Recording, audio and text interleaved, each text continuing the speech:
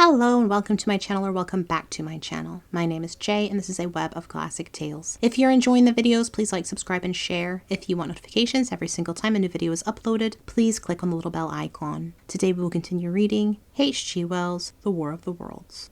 It was while the curate had sat and talked so wildly to me under the hedge in the flat meadows near Halliford, and while my brother was watching the fugitive stream over Westminster Bridge, that the Martians have resumed the offensive. So far as one can ascertain from the conflicting accounts that have been put forth, the majority of them remained busied with the preparations in the Horsell pit until 9 that night, hurrying on some operation that disengaged huge volumes of green smoke. But 3 certainly came out about 8 o'clock, and, advancing slowly and cautiously, made their way through Byfleet and Purford towards Ripley and Weybridge, and so came into sight of the expectant batteries against the setting sun. These Martians did not advance in a body, but in a line, each perhaps 1.5 miles from his nearest fellow. They communicated with one another by means of siren-like howls running up and down the scale from one note to another. It was this howling and firing of the guns at Ripley and St. George's Hill that we had heard at Upper Halliford. The Ripley guns, unseasoned artillery volunteers who ought never to have been placed in such a position, fired one wild, premature, ineffectual volley, and bolted on horse and foot through the deserted village, while the Martian, without using his heat ray, walked serenely over their guns, stepped gingerly among them, passed in front of them, and so came unexpectedly upon the guns in Payne's Hill Park, which he had destroyed. The St. George's Hill men, however, were better led, or of a better metal. Hidden by a pine wood as they were, they seemed to have been quite unsuspected by the Martian nearest to them. They laid their guns as deliberately as if they had been on parade, and fired at about 1,000 yards range. The shells flashed all around him, and he was seen to advance a few paces, stagger, and go down. Everybody yelled together, and their guns were reloaded in frantic haste. The overthrown Martians set up a prolonged ululation, and immediately a second glittering giant answering him appeared over the trees to the south. It would seem that a leg of the tripod had been smashed by one of the shells. The whole of the second volley flew wide of the Martian on the ground, and, simultaneously, both his companions brought their heat rays to bear on the battery. The ammunition blew up, the pine trees all about the guns flashed into fire, and only 1 or 2 of the men who were already running over the crest of the hill escaped. After this, it would seem that the 3 took counsel together and halted, and the scouts who were watching them report that they remained absolutely stationary for the next half hour. The Martian who had been overthrown crawled tediously out of his hood, a small brown figure, oddly suggestive from that distance of a speck of blight, and apparently engaged in the repair of his support. About 9 he had finished, for his cowl was then seen above the trees again. It was a few minutes past 9 that night when these 3 sentinels were joined by 4 other Martians, each carrying a thick black tube. A similar tube was handed to each of the 3, and the 7 proceeded to distribute themselves at equal distances along a curved line between St. George's Hill, Weybridge, and the village of Send, southwest of Ripley. A dozen rockets sprang out of the hills before them as soon as they began to move, and warned the waiting batteries about Ditton and Esher. At the same time, 4 of their fighting machines, similarly armed with tubes, crossed the river, and 2 of them, black against the western sky, came into sight of myself and the curate as we hurried wearily and painfully along the road that runs northward out of Halliford. They moved, as it seemed to us, upon a cloud, for a milky mist covered the fields and rose to 1/3 of their height. At this sight the curate cried faintly in his throat and began running, but I knew it was no good running from a Martian, and I turned aside and crawled through the dewy nettles and brambles into the broad ditch by the side of the road. He looked back, saw what I was doing, and turned to join me. The 2 halted, the nearer to us standing and facing Sunbury, the remoter being a grey indistinctness towards the evening star,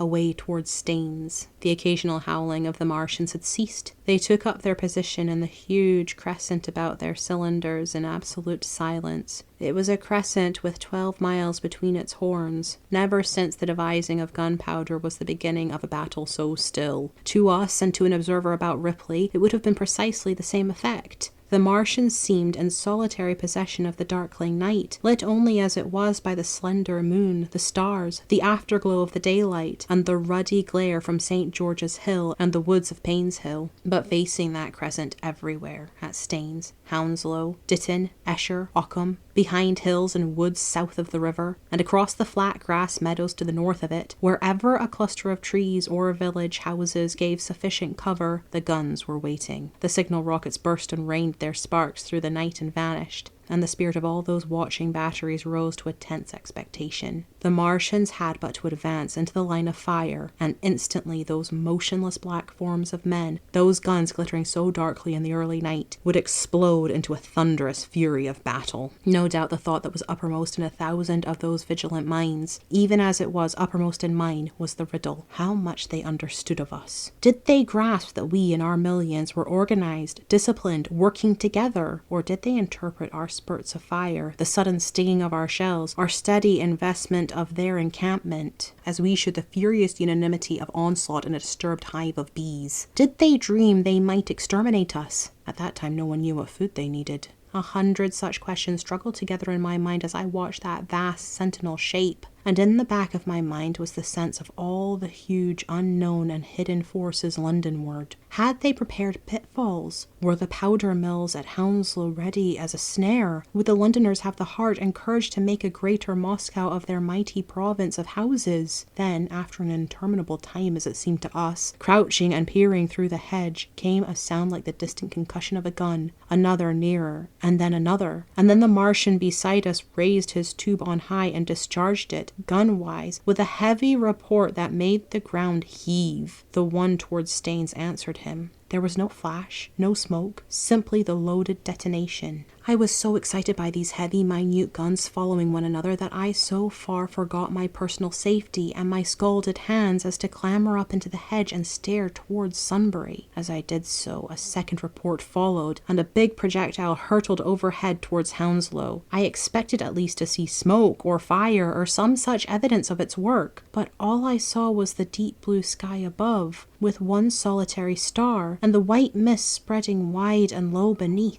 And there had been no crash, no answering explosion. The silence was restored. The minute lengthened to 3. "What has happened?" said the curate, standing up beside me. "Heaven knows," said I. A bat flickered by and vanished. A distant tumult of shouting began and ceased. I looked again at the Martian, and saw he was now moving eastward along the river bank with a swift rolling motion. Every moment I expected the fire of some hidden battery to spring upon him, but the evening calm was unbroken. The figure of the Martian grew smaller as he receded, and presently the mist and the gathering night had swallowed him up. By a common impulse we clambered higher. Towards Sunbury was a dark appearance, as though a conical hill had suddenly come into being there, hiding our view of the farther country, and then, remoter across the river, over Walton, we saw another such summit. These hill-like forms grew lower and broader even as we stared. Moved by a sudden thought, I looked northward, and there I perceived a third of these cloudy black kopjes had risen. Everything had suddenly become very still. Far away to the southeast, marking the quiet, we heard the Martians hooting to one another, and then the air quivered again with the distant thud of their guns. But the earthly artillery made no reply. Now at that time we could not understand these things, but later I was to learn the meaning of these ominous kopjes that gathered in the twilight. Each of the Martians, standing in the great crescent I have described, had discharged, by means of the gun-like tube he carried, a huge canister over whatever hill, copse, cluster of houses, or other possible cover for guns chanced to be in front of him. Some fired only one of these, some 2, as in the case of the one we had seen. The one at Ripley is said to have discharged no fewer than 5 at that time. These canisters smashed on striking the ground. They did not explode, and incontinentally disengaged an enormous volume of heavy, inky vapor, coiling and pouring upward in a huge and ebony cumulus cloud, a gaseous hill that sank and spread itself slowly over the surrounding country.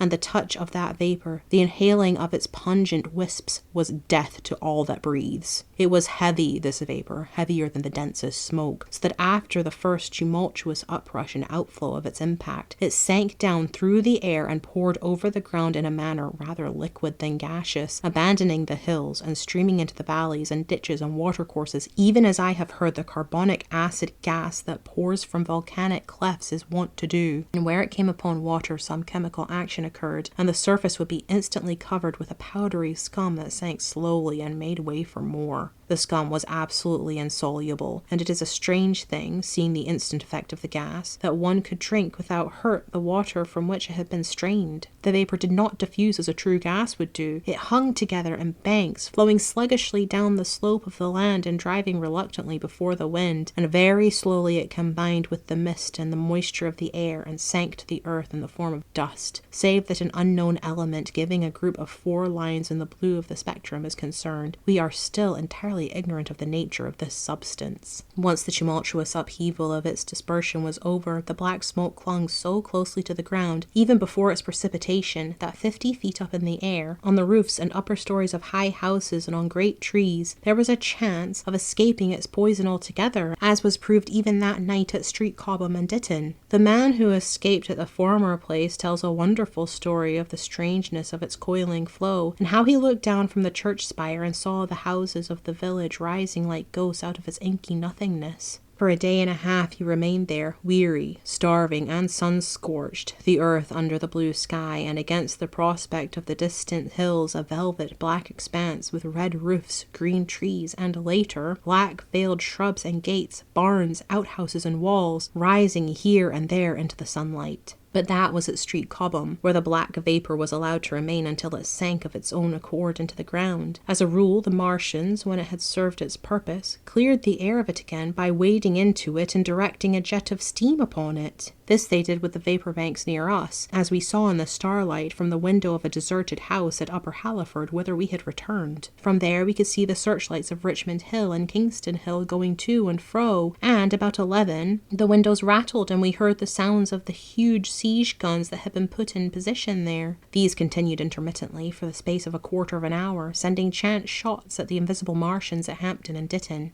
And then the pale beams of the electric light vanished, and were replaced by a bright red glow. Then the 4th cylinder fell, a brilliant green meteor, as I learned afterwards, in Bushy Park. Before the guns on the Richmond and Kingston line of hills began, there was a fitful cannonade far away in the southwest, due, I believe, to guns being fired haphazardly before the black vapour could overwhelm the gunners. So, setting about it as methodically as men might smoke out a wasp's nest, the Martians spread the strange stifling vapour over the Londonward country. The horns of the crescent slowly moved apart, until at last they formed a line from Hanwell to Coombe and Malden. All night through their destructive tubes advanced. Never once after the Martian at St. George's Hill was brought down did they give the artillery a ghost of a chance against them. Wherever there was a possibility of guns being laid for them unseen, a fresh canister of the black vapour was discharged, and where the guns were openly displayed, the heat ray was brought to bear. By midnight, the blazing trees along the slopes of Richmond Park and the glare of Kingston Hill threw their light upon a network of black smoke, blotting out the whole valley of the Thames and extending as far as the eye could reach. And through this 2 Martians slowly waded and turned their hissing steam jets this way and that. They were sparing of the heat ray that night, either because they had but a limited supply of material for its production, or because they did not wish to destroy the country, but only to crush and overawe the opposition they had aroused. In the latter aim they certainly succeeded. Sunday night was the end of the organized opposition of their movements. After that, no body of men would stand against them, so hopeless was the enterprise. Even the crews of the torpedo boats and destroyers that had brought their quick fires up the Thames refused to stop, mutinied, and went down again. The only offensive operation men ventured upon after that night was the preparation of mines and pitfalls, and even in that their energies were frantic and spasmodic. One has to imagine, as well as one may, the fate of those batteries towards Esher, waiting so tensely in the twilight. Survivors there were none.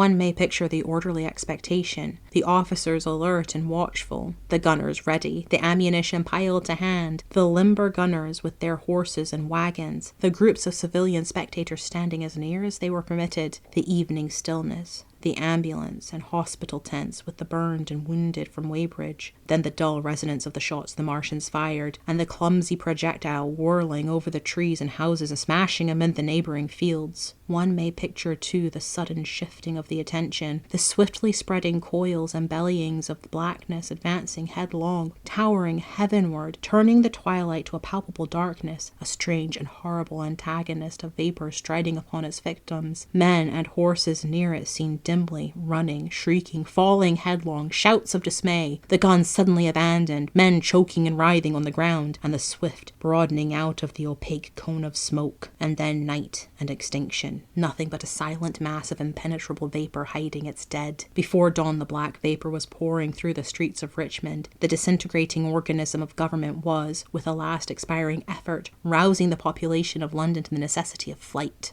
Thank you for listening. This has been H.G. Wells' The War of the Worlds, Book 1, Chapter 15. I've been Jay. This has been a Web of Classic Tales. Please like, subscribe, and share. Click the bell icon for notifications. I hope you're having a fantastic day. Have a nice life, and I'll see you next time.